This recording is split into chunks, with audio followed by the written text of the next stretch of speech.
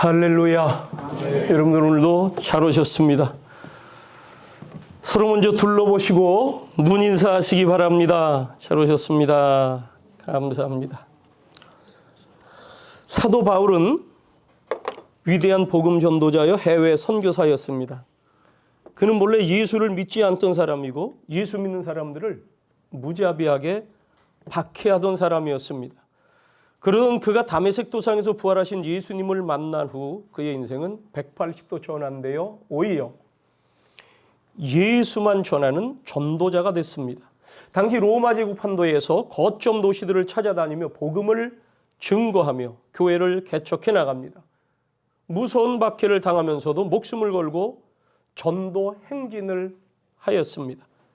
그러나 간간히 그의 나아가는 이 전도길 막히는 때도 있었습니다. 오늘 말씀 22절에 보니까 그러므로 또한 내가 너희에게 가려 하던 것이 여러 번 막혔더니 했습니다. 여러 번 막혔다. 가려던 일이 막히고 하려던 일이 막혔을 때 과연 바울은 어떻게 했을까? 우리 삶에도 또 요즘 더더욱 나의 가던 길, 해야 될 일이 막히는 일들이 있을 것입니다. 바울은 여기서 두 가지를 수행하는데 하나는 로마서를 기록하게 됐다는 거예요. 놀라운 하나님의 섭리입니다. 이 로마서의 위력은 이따 말씀 가운데 나옵니다마는 여러 번 막히다 보니까 너희들을 가서 만나보고 싶다. 로마 교회를 방문해보고 싶다. 했는데 이 로마 교회에 가려고 하는 그런 계획들이 있으면 다른 일이 생기고 또 다른 일이 생기고 그래서 가지를 못하고 있던 차에 먼저 편지로라도 그러면 써야 되겠다 해서 기록한 게 로마서인데 이 로마서 속에서 놀라운 역사가 나타납니다. 또 한 가지는 현재 맡은 일에 최선을 다하여 아주 은혜롭고 깔끔하게 수행을 했다는 것입니다. 23절에 보면 이제는 이 지방에 일할 곳이 없고 또 여러 해 전부터 언제든지 서바나로 갈 때에 너희에게 가기를 바라고 있었으니 했는데 지금 여기서 이제는이라고 하는 얘기는 지금 내가 여기 사역하고 있는 이곳 여기가 고린도 지역입니다. 이 로마서는 바울이 고린도에 체류할 때 고린도 교회를 개척도 하고 또 사역도 하고 둘러보고 하던 그 일들 이제는 여기서 전도하고 개척자로 목회자로 해야 될 사역은 이 정도면 됐다 하여 이걸 잘 지금 내가 마무리하고 떠나 다른 곳으로 가도 되겠다 하는 그 마음을 갖게 되고 그 계시를 받은 거죠. 언제든지 서바나로 갈 때에 너희에게 가기를 바라고 있었으니 했는데 이 서바나는 스페인을 얘기합니다. 스파니안, 스페인 지금 그 당시의 지도상으로 그 당시의 세계관에서는 스페인이 땅 끝이죠. 그 당시의 지구에 대해서 평평하고 그 끝으로 가면 절벽식으로 되어 있지 않을까 이런 생각도 있었다고 그러는데 그때 땅 끝이 바로 이 스페인이죠. 거기를 가려고 하는 그 비전이 있었던 거예요. 그리고 거기를 갈 때 내가 너희들이 있는 로마를 들렀다가 가고자 한다. 그 마음이 있던 거죠. 그가 로마를 가고 로마에 가서 교인들을 만나보려고 하던 일, 그게 뚜렷하게 있었던 일인데 이 길이 자꾸 막혀요. 여러분들이 이렇게 막힐 때 어떻게 합니까? 이 바울은 말씀을 통해서 보니까 그 과정 속에서 로마서가 기록됐고 거기에 사역을 마치며 또 그가 해야 될 일을 하게 됐다는 거예요. 우리의 길이 살면서 막힐 때 우리 하고 싶은 일들이 잘 되었으면 좋겠는데 이것이 자꾸 이리저리 막힐 때 우리 어떻게 해야 될까? 몇 가지 오늘 이 사도 바울의 행적을 찾아보면서 오늘 우리의 삶에 그 지혜를 구하고자 합니다. 첫째는 길이 막힐 때 분노하지 말라는 것입니다. 인생은 항해와 같다는 말이 있지요. 갑자기 풍랑이 일고 예기치 못한 일이 발생하는 바다항해처럼 인생이 그렇다는 거예요. 이때 어떤 일은 분노합니다. 왜 내게 이런 일이 생기지? 왜 내가 이 일을 당해야 하지? 안절부절 못합니다. 마음속에 증오심이 생깁니다. 여러분, 마음에 분노와 증오심이 가득하면 이것이 몸에 좋지 않게 영향을 입혀서 병도 들게 됩니다. 잠언서 17장 27절에 마음의 즐거움은 양약이라도 심령의 근심은 뼈로 상하게 마르게 하느니라는 말씀이 있는데, 인간관계 속에서 분노와 속상함의 결과로 인해 관절염 걸려 고생하는 분들 많이 봤습니다. 목회하다 보니까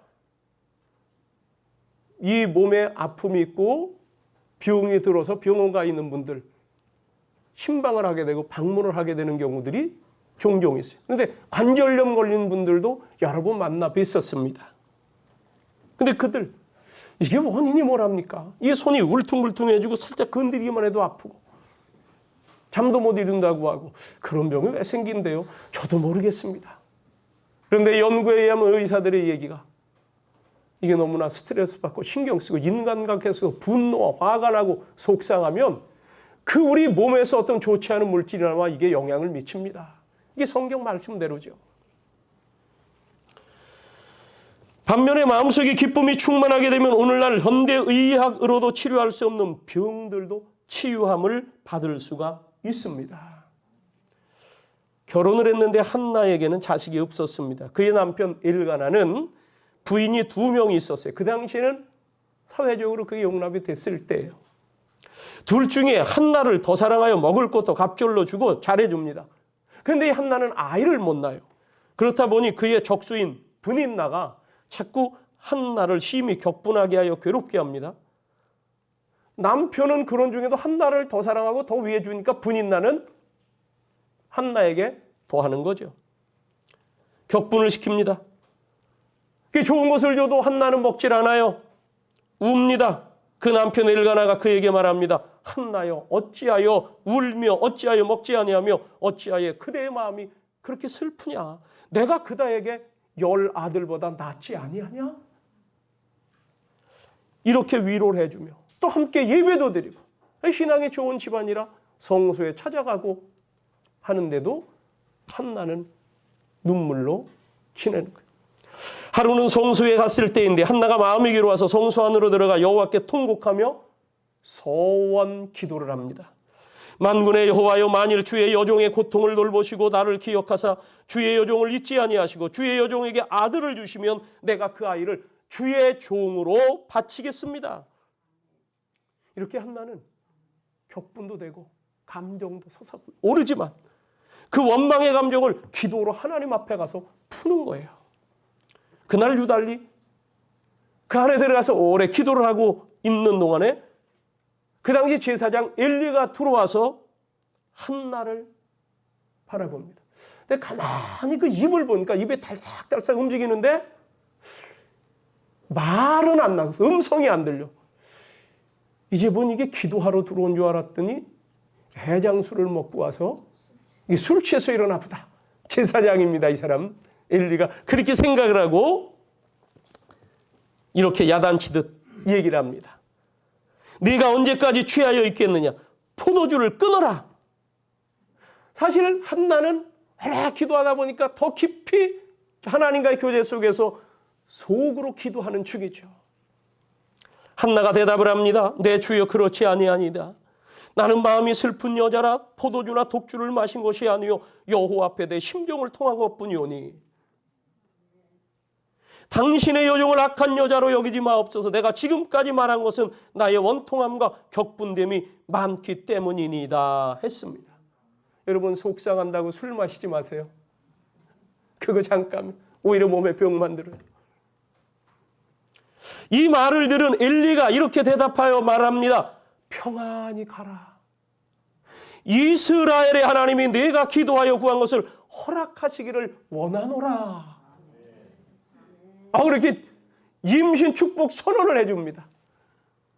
그때에 한나가 이르되 당신의 여종이 당신께 은혜 입기를 원하나이다 하고 가서 먹고 얼굴에 다시는 근심빛이 없더라. 여러분 여기서 한나를 보세요. 화를 낼 만도 하잖아요. 분인나에 대해서 막 싸움을 할 수도 있습니다. 분노를 폭발할 수 있고요. 잘해주는 남편이지만 남편에 대해서 원망할 수도 있습니다. 거기다가 그런 마음을 다 담고 하나님 앞에 나가서 기도하고 있는데 그 당시 제사장, 오늘로 얘기하면 목사예요. 이 목사라는 사람이 들어오더니 이거 봐요 집사님 그 왜 술 취해서 왜 교회에서 왜 이래? 이 얘기를 여러분이 한번 들었다고 생각을 해보세요. 여러분 뭐라고 반응을 하실까? 니나 잘하세요 하지 않을지 모르겠어. 그런데 이 한나 분노하지 아니하며 무슨 제사장이 철회하지 아니하며 차근차근 자기 속마음의 이야기를 털어놨어요. 더 나아가서 이 제사장 일리를 존중하며 제사장이 평안히 가라. 이스라엘의 하나님이 네게 기도하여 구한 것을 허락하시기를 원하노라. 이런 말씀을 주니까 아멘 한 거예요. 그랬더니 임신하게 된 아들 사무엘을 낳았고 그는 소원한 대로 하나님께 그 아들을 바쳤습니다. 우리 찬송 한번 합니다. 주 안에 있는 나에게 373장인가요? 주 안에 있는 나에게 370장인가요? 찬송합니다. 370장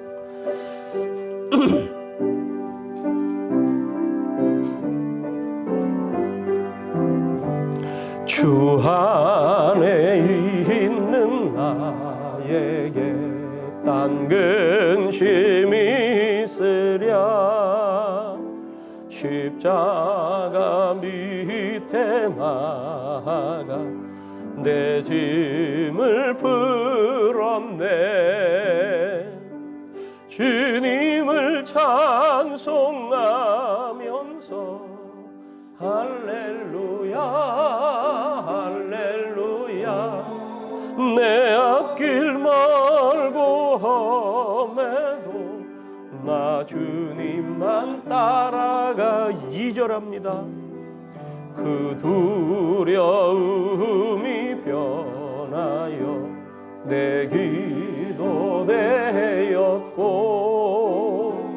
전날의 안심 변하여 내 노래 되었네 하며 주님을 찬송하면서 할렐루야 할렐루야 내 앞길 멀고 험해도 나 주님만 따라가리.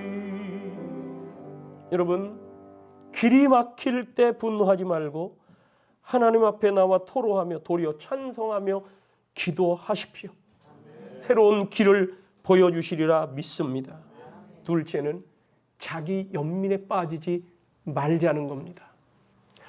대부분의 사람들은 자기 인생길에 가로막는 것들을 만나고 자꾸 그런 일을 겪다 보면 주저앉아서 자기를 가련하게 생각합니다.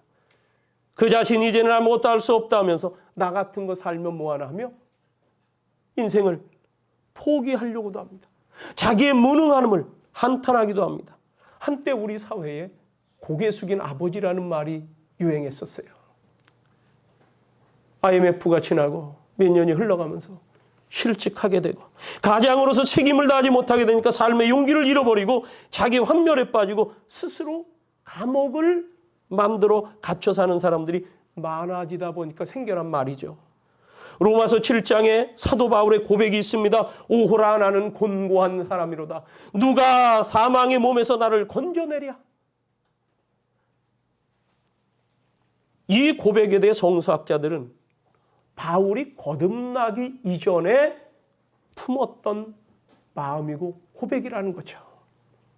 구약의 엘리야 선지자를 보십시오. 그는 기적을 많이 베푼 하나님의 사람입니다.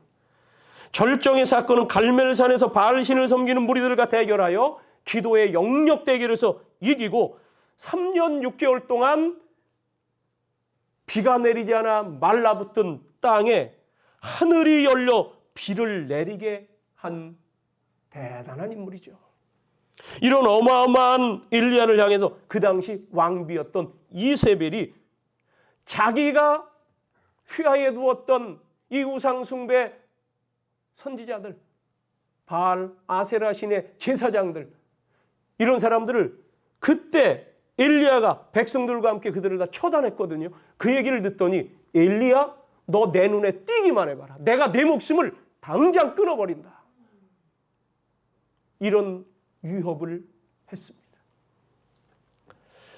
그때 엘리야도 인간인지라 그만 낙심하고 말았습니다. 그래서 악인 이세벨에게 내 목숨을 빼앗기기보다는 하나님께서 생명을 거두어 가시기를 바라고 아무도 살지 않는 광야 속으로 걸어 들어갑니다. 사흘길을 걸어 들어가는데 기진에서 한 로뎀 나무에 기대곤 털썩 주저앉고 말았습니다. 그래도 선지자인데 거기서 하나님께 또 기도를 하는데요. 그만 너무 지쳐서 고온이 자배들고 말았지요.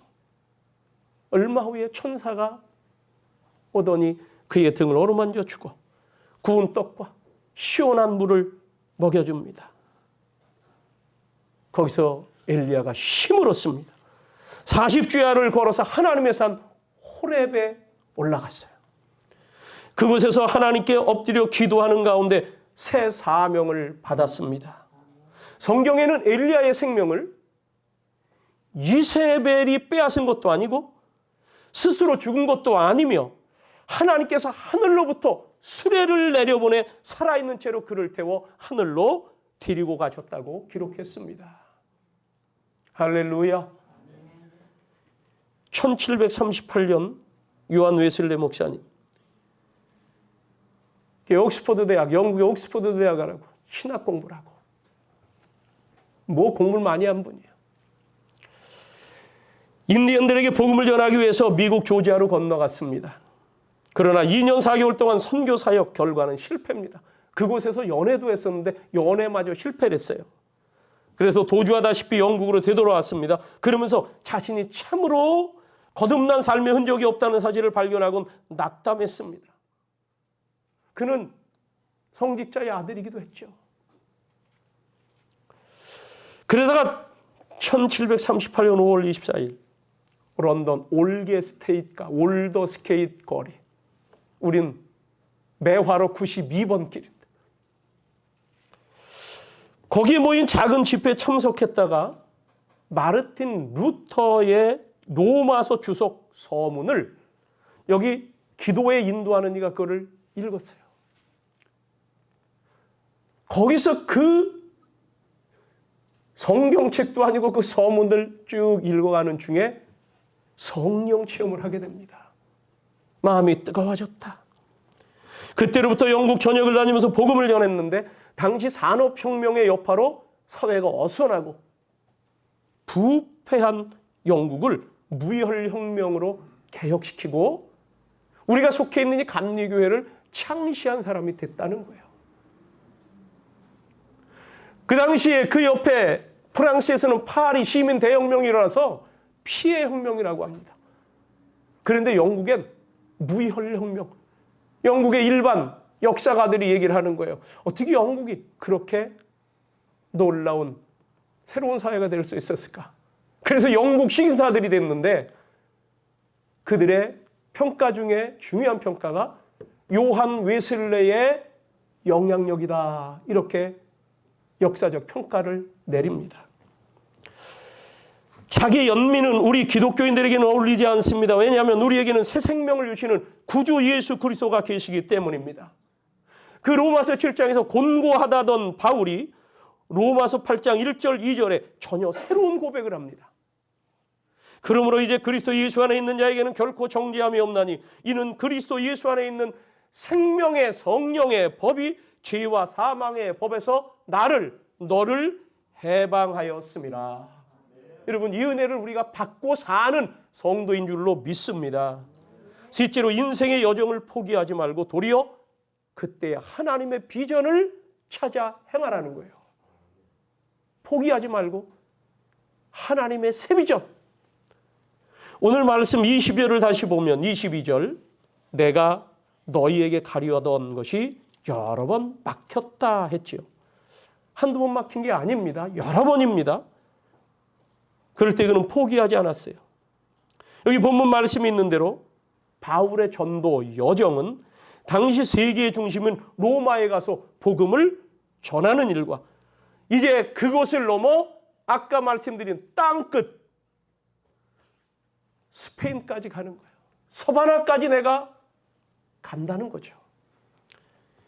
거기 가서 복음 전하기를 원했습니다. 이것이 일명 바울의 로마 비전, 서바나 비전이에요. 이 비전은 그냥 바울이 생각한 게 아니에요. 주님께서 주신 말씀에서 발견한 비전이요. 주께서 바울을 만나 주실 때에 그에게 심어주셨던 주의 음성에서 캐치한 비전이에요.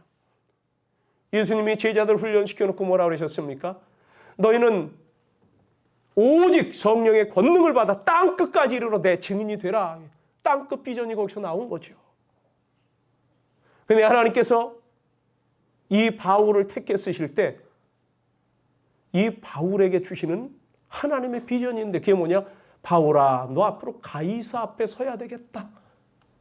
너 로마를 봐야 되겠다. 네가 로마로 들어가야 되겠고 가이사 앞에 서야 되겠다. 그래서 그는 늘 마음속에 내가 로마를 가야 하리라. 로마를 가야 하리라. 사도행전에도 여러 번 기록되어 있고 오늘 여기서도 그 말씀을 여러 번 합니다.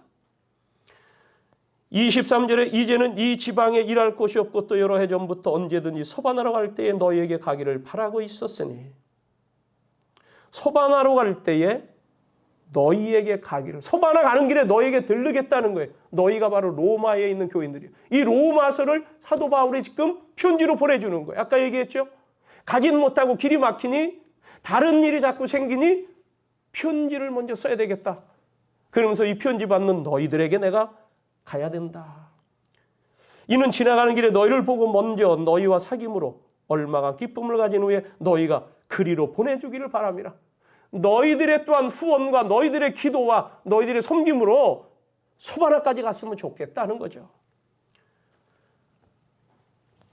그러나 이제는 내가 성도를 섬기는 일로 예루살렘에 가노니 거기 23절에는 이제는 이 지방에 일할 곳이 없고 여기 이제 전도할 것 다 마치고 자기의 사역이 여기서는 맞춰졌다는 거예요. 이제 이 정도 됐으면 내가 다른 타지로 가서 사역을 해야 되겠다. 그게 사실 로마고 한데 스페인이고 한데 그 길이 막힌데 하나님께서 이 기간에 또 새로운 비전을 주신 게 뭐냐? 지금 예루살렘을 방문해야 될 거예요. 예루살렘 모교회죠. 예루살렘 거기 성도들이 많이 있습니다. 그러나 거기 박해를 많이 받았습니다. 거긴 유대인 그들로부터 예수 믿는 사람들이라고 박해를 받았죠. 바로 거기서 사도 바울도 그리스도인들을 박해하던 본거지였습니다.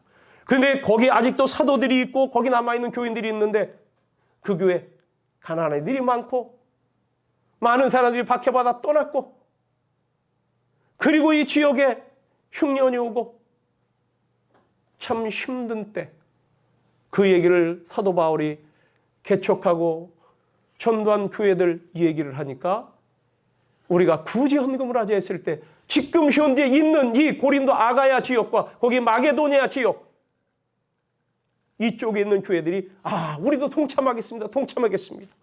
오늘 사회복지주일인데 어려운 사람들을 향하여 좋은 걸 뭐 좀 나누겠다고 이 당시 교회들이 해서 헌금을 모은 게 있습니다. 우리가 지난주에 헌금 개수한 게 보니까 추석 지나면서 한 접시 나눈 헌금이죠. 한 30여만 원 그 정도 이렇게 남짓되는데 이 당시에 예루살렘 교회를 돕고자 한 그걸 가지고 자기가 직접 방문하겠다는 거예요. 여러분 다른 사람을 보낼 수도 있어요. 디도를 보낼 수도 있어요. 다른 사람을 보냈지만 자기가 가야 될 일은 뭐냐면 여기서 하나님의 뜻을 발견한 거예요. 유대인들 중심으로 이루어져 있는 예루살렘 교회, 유대인 출신의 기독교인 교회와 지금 이방인들이 모여 살고 있는 지역의 교회들, 이 교회가 서로 한 그리스도 안에서 공동체요. 주의 백성들이라는 것, 이걸 가서 전하고 싶은 거예요. 지금 저 멀리 떨어져 있는 이 이방 쪽에서도 예루살렘을 생각하고 있다. 예루살렘을 통해서 예루살렘 유대인들을 통해서 지금 복음이 전파되어 왔고 여기 있는 이 교인들은 또한 그 은혜에 감사하는 마음으로 함께 우리의 이 세상의 물질적인 것을 나누고 싶어한다. 이게 그리스도의 사랑의 교제인 줄로 믿습니다. 이방 교회, 유대인 교회를 서로 연결시켜주는 그 사역을 하러 간다는 거예요. 그 뒤에 나오는 말씀이 그겁니다. 26절부터 이는 마게도냐와 아가야 사람들이 예루살렘 성도 중 가난한 자들을 위하여 기쁘게 얼마를 연보하였습니다. 저희가 기뻐서 하였거니와 또한 저희는 그들에게 빚진 자니 유대 예루살렘에서 또 복음이 전파돼서 이방인들이 복음을 받게 됐다는 그 말씀을 하는 거예요. 그래서 그들 늘 영적으로 빚진 자의 심정을 가진 거죠. 그렇기 때문에 그들의 영적인 것을 나눠 가졌으면 육적인 것으로 이게 이제 물질이에요. 우리도 어렵지만 저쪽보다는 아직 낫고 저기 어려운 이들이 있다고 하니 그래서 그들을 섬기는 것이 마땅하니라. 그러므로 내가 이 일을 마치고 이 열매를 그들에게 확증한 후에 예루살렘 가서 이러한 전달도 하고 또 이러한 하나님의 놀라운 은혜와 주의 뜻을 알리기도 하고 교회 상황을 여러분들과 함께 나누며 예루살렘에 들렀다가 이제 너희에게 들러 너희는 로마죠. 로마 비전을 이루어 너에게 갔다가 땅끝 비전 서바나로 가리라. 여러분 바울이 본연의 사역인 길이 막힐 때도 그는 거기서 지금 현재 진행되고 있는 자기 사역을 아까 은혜롭고 깔끔하게 마무리를 줬다고 그랬죠. 그렇게 했습니다. 이 로마서의 기록이 거기서 이루어졌다고 그랬죠. 로마서 대단한 가치가 있습니다. 모든 성경은 하나님의 말씀인지라 다 대단한 것이지만 그중에 로마서가 참으로 대단하다고 하는 이유는 이 기독교교의 위대한 인물들이 역사적인 인물들이 로마서를 통해서 회심하고 돌아와 교회를 세웠다는 거예요.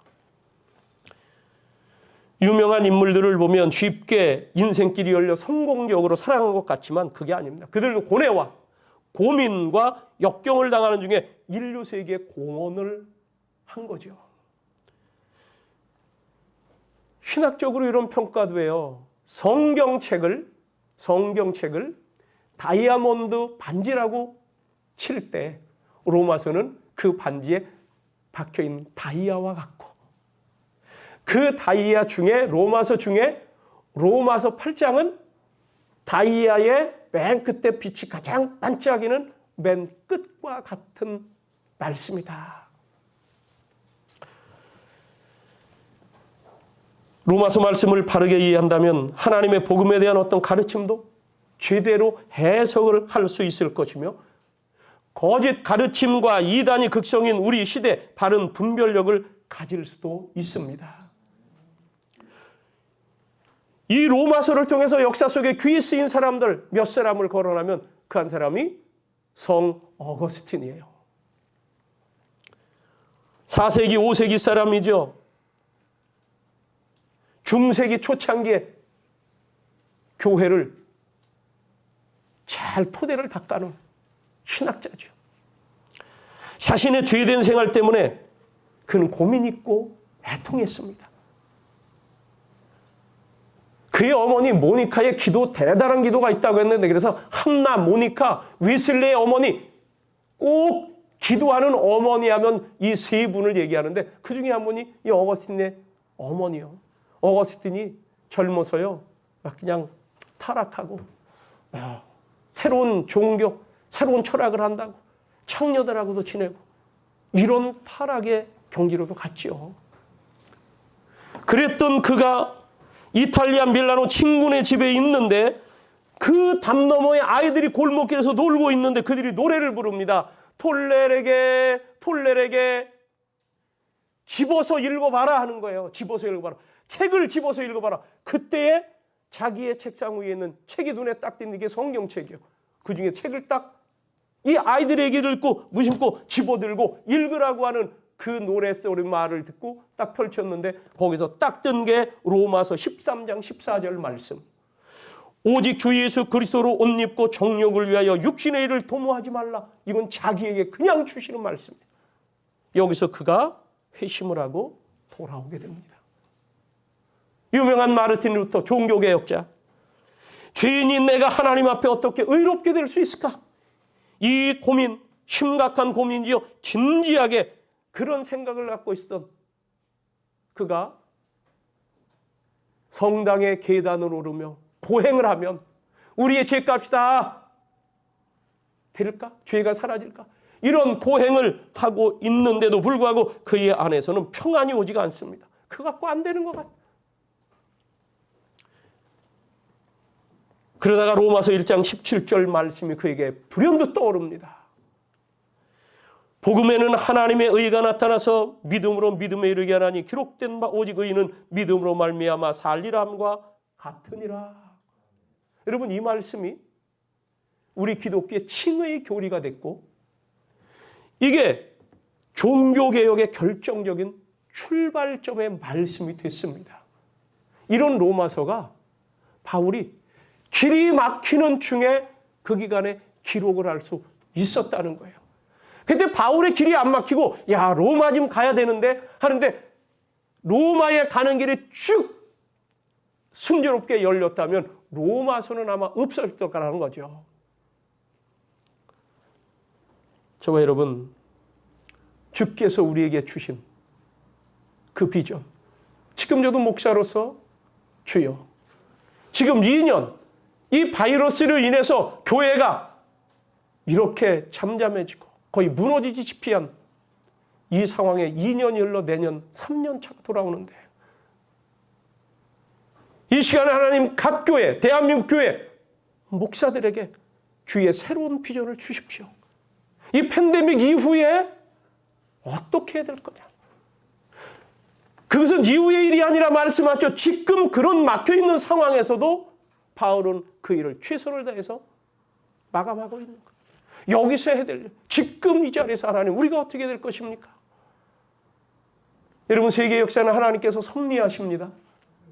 주께서 한 사람 한 사람뿐만이 아니라 당신의 교회, 내가 내 교회를 이 반석 위에 세웠으니 음부의 권세가 흔들지 못하리라 했던 이 예수님의 마태복음 16장의 말씀, 그 말씀은 영원한 말씀인 줄로 믿습니다. 교회가 흔들린다, 주저앉았다, 하나님은 그렇게 안 보시죠. 우리가 볼 때 주저앉아 있고 우리가 볼 때 흔들리고 있는 건데 하나님은 여기서 로마서가 기록하게 하실 줄로 믿습니다. 땅끝 비전. 그래서 바울이 이 연보를 전하고 거기서 붙잡혀 몇 년 옥고를 치르며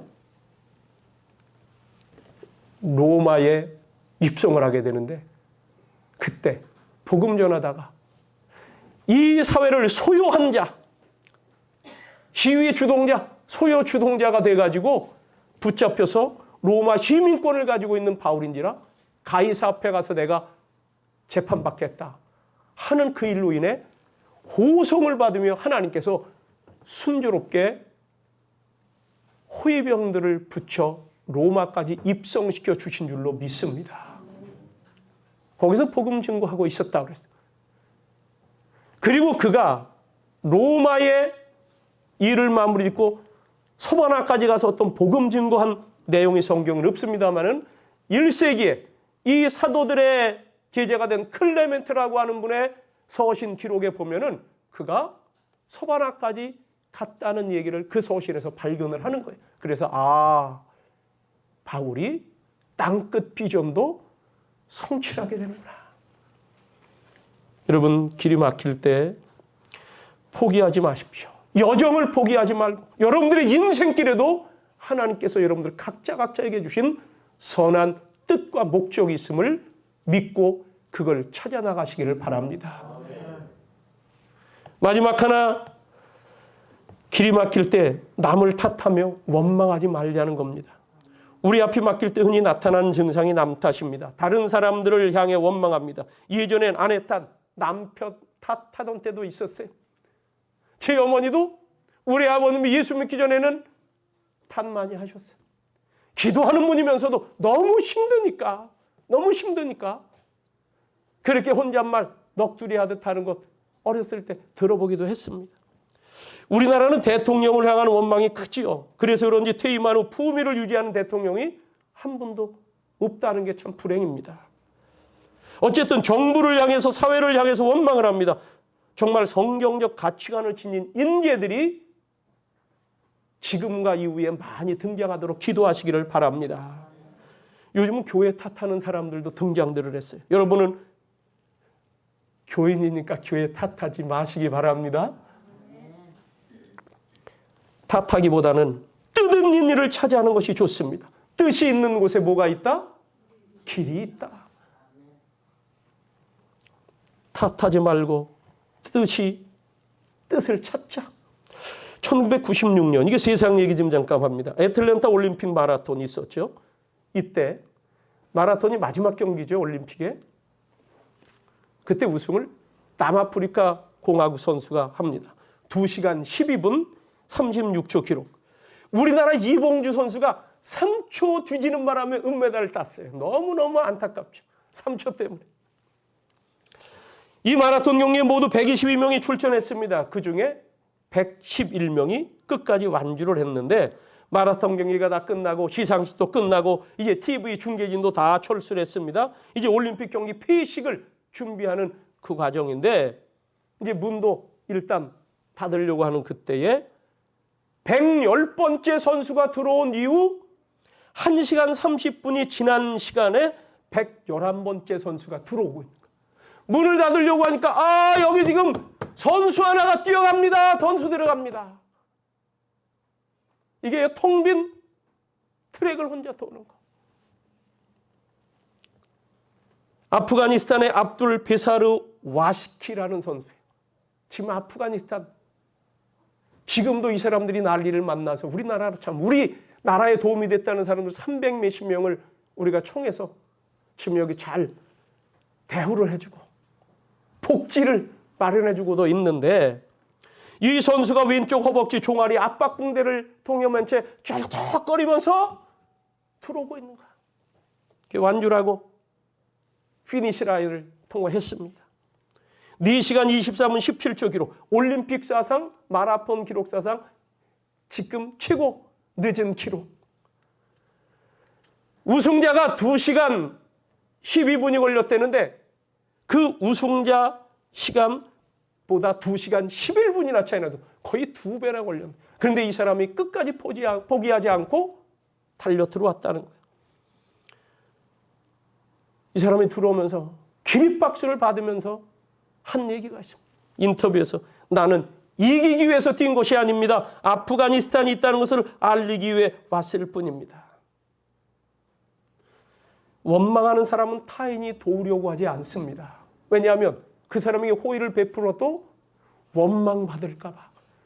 그러다 보니 탓하고 원망하는 사람 친구가 없습니다. 우리는 탓하기보다는 그대로 받아들여야 합니다. 누가복음 13장 31절 말씀입니다. 예수님이 예루살렘을 향하여 지금 행진해 가는 거죠. 갈릴리에서 예루살렘으로 구원 사역을 이루기 위해서 십자가를 지기 위해서 가시고 마을마다 들러 전도하고 병 고치고 사람들을 살려가고 있는데 예루살렘이 가까워진 그 지경에 이 바리새인들이 우호적인 사람들이 있었나 봐요. 이 바리새인 중에 어떤 사람들이 예수님께 충고를 해줍니다. 예수님 여기를 떠나세요. 헤롯이 지금 당신을 죽이고자 합니다. 헤롯은 왕입니다. 그때 예수님 말씀입니다. 너희는 가서 저 여우에게 말하라. 헤롯 왕을 지칭한 너희는 저 여우에게 말하라. 오늘과 내일은 내가 귀신을 쫓아내며 병을 고치다가 제3일에는 완전하여 지리라 하라. 내가 지금 해나가는 이 복음 사역, 치유 사역, 구원 사역을 계속 하시겠다는 거예요. 여러 번 막히고 막는 자들이 있고 심지어 죽이려고 하는 자들이 있어도 나는 오늘 내가 할 일을 해야 되겠다는 거예요. 그러나 오늘과 내일과 모레는 내가 갈 길을 가야 하리니 선지자가 예루살렘 밖에서는 죽는 법이 없느니라. 더욱더 단호하게 오늘도 내일도 그 다음 날도 예수님은 당신의 길을 가시겠다고 선언합니다. 더욱 시련과 역경이 기다려도 두려워하지 않고 당신이 걸어가야 될 그 길을 주저하지도 않고 걸어가시겠다는 다짐입니다. 예수님이 걸어가야 할 길 십자가 길이죠. 그런데 그 십자가는 반드시 예루살렘에서 져야 되는 거예요. 하나님의 뜻이 거기서 십자가에 달리도록 돼 있어요. 골고다 언덕에 십자가가 박혀야 되고 거기에 매달려야 되는 겁니다. 그런데 살기 위해서는 예루살렘을 데려가면 안 돼요. 이 바리새인들이 예수님에게 당신 죽이려고 하니 안 들어가시는 게 좋겠습니다 했지만 예수님은 선지자는 예루살렘 밖에서 죽는 법이 없다 하시며 그 길을 가셨습니다. 북아프리카 리비아 출신의 한 사람이 이 예루살렘에 왔다가 예수께서 십자가를 지고 골고다 언덕으로 오르시는 광경을 보게 됐습니다. 그런데 로마 군인이, 그 일을 집행하는 로마 군인이 이 사람에게 다가오더니 강제로 잡아서는 예수님의 십자가를 대신 지워 네가 좀 올라가라, 지고 올라가라. 왜? 예수님이 자꾸 그 십자가 무게를 못 이기고 넘어지시니까 그래요. 이 사람이 구레네 시몬입니다. 강제로 십자가를 지게 된 그는 원망하지 않았습니다. 그렇게 그는 성경에 이름이 기록됐죠. 그의 가정은 이 위대한 사도 바울이 존경하는 가정이 됐어요. 그의 아내였던 루포 어머니. 루포는 구레네 시몬의 아들 알렉산더와 루포의 어머니. 그분의 어머니는, 그의 어머니는 내 어머니다. 구레네 시몬의 아내를 그 사도 바울이 내 어머니 마냥 존경하는 그런 집안이 됐다는 겁니다. 사랑하는 성도 여러분, 지금 길이 막힙니까? 막혔습니까? 뭐가 멈춰 있습니까? 새로운 문이 열리고 새 길이 열리는 것을 믿으시기 바랍니다.